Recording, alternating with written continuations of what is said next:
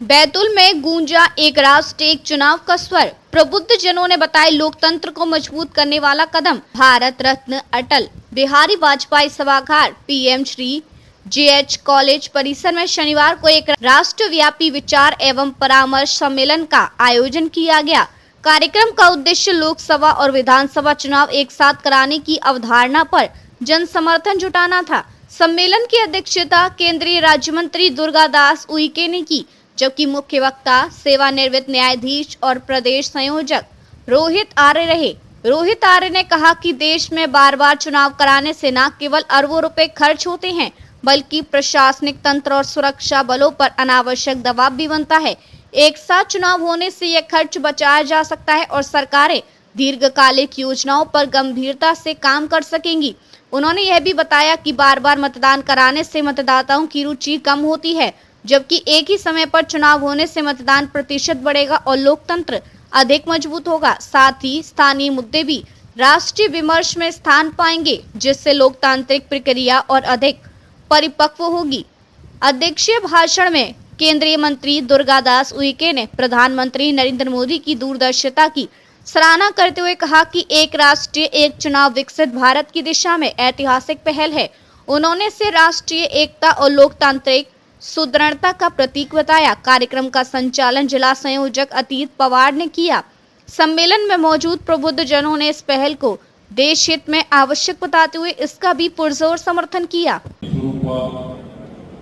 चुनाव जो आज यशस्वी प्रधानमंत्री जी के कुशल प्रेरक नेतृत्व में राष्ट्र ये 2047 तक एक ऐसे दुनिया का सर्वश्रेष्ठ राष्ट्र बन सके, इस दिशा में मित्रों हम सब 140 करोड़ भाई बहन यशस्वी प्रधानमंत्री जी के कुशल प्रेरक नेतृत्व में अनथक साधना में रत है। मैं आप सबका आज के दिन एक प्रेरक विषय के प्रबोधन के निमित्त हमारे बीच में हमारे ज्येष्ठ श्रद्धेय श्री लोहित जी हमारे बीच में है। एक बार फिर मैं बैतूल हरदा हरसूद लोकसभा क्षेत्र की ओर से और बैतूल भारत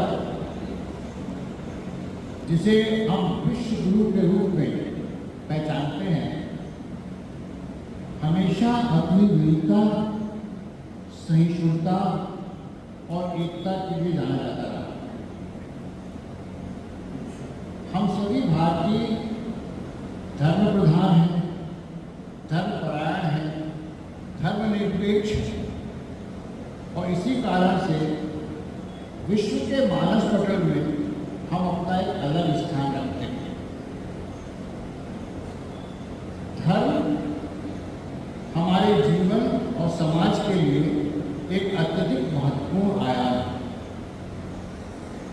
भारत देश के निवासियों में धर्मपरायण की भावना हमेशा से रही है।